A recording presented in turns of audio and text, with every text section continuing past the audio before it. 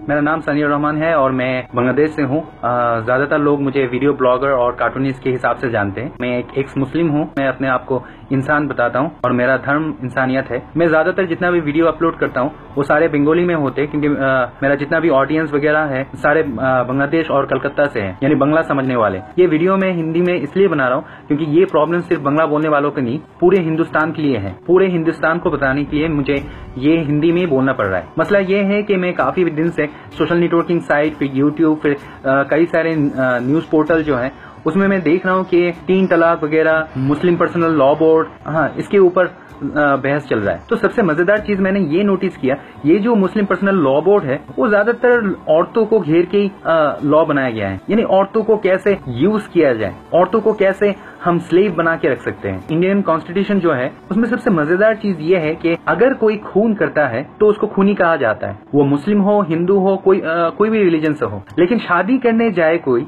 तो देखा जाता है कि उसको पूछा जाता है कि आप हिंदू हो या मुस्लिम हो। तो अगर कोई कहता है कि मैं हिंदू हूँ, तो ओके, एक शादी कर लो, सारी जिंदगी भर इसी को झेल लो, यानी तुम एक ही शादी कर सकते हो।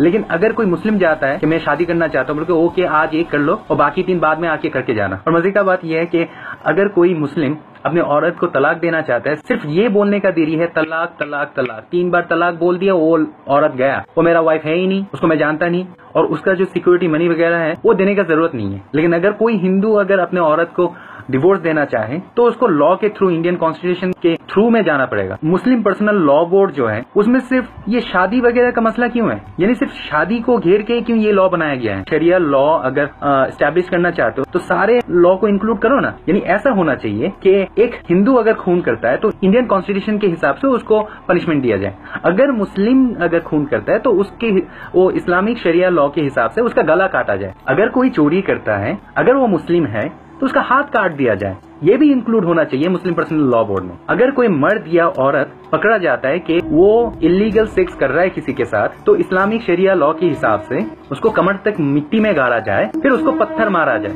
यही तो है इस्लामिक लॉ। अगर इंक्लूड करना है तो सारे इंक्लूड करो ना। वो सब क्यों इंक्लूड कर रहे हो जिसमें तुम एक औरत को दासी बना के रख सकते हो। मेरे नजरिए से अभी अगर ये मुस्लिम पर्सनल लॉ बोर्ड को अगर बंद ना किया जाए तो ये मुस्लिम लोग 4 शादियां करके अगले 20 सालों में इतना मुस्लिम बच्चे पैदा करेंगे। अभी तो इंडिया का पॉपुलेशन 100 करोड़ है, तब 200 करोड़ जाने में इतना टाइम नहीं लगेगा। उस 200 करोड़ आबादी में तब हिंदू लोगों को माइनॉरिटी बोला जाएगा, क्योंकि हिंदू लोग तो एक ही शादी कर रहे हैं, क्योंकि एक ही वाइफ से सिर्फ एक ही बच्चा अगर हर साल पैदा हो तो उसको 12 साल लगता है 12 बच्चे पैदा करने के लिए। लेकिन 4 शादियां करके एक मुस्लिम फैमिली में 12 बच्चा पैदा करने में सिर्फ 3 साल लगते हैं। तो 20 सालों में हिंदुओं को माइनॉरिटी बनाने में इतना टाइम नहीं लगेगा। तो मेरा सजेशन ये है, अगर शरिया लॉ अगर एस्टैब्लिश करना है तो सिर्फ औरतों को घेर के नहीं, औरतों को यूज करने के लिए नहीं, सारे शरिया लॉ मुस्लिम पर्सनल लॉ बोर्ड में शामिल करो। जैसे खून हुआ तो गला काटो, चोरी किया तो हाथ काटो, इलीगल सेक्स किया तो कमर तक उसको गाड़ के पत्थर मारो।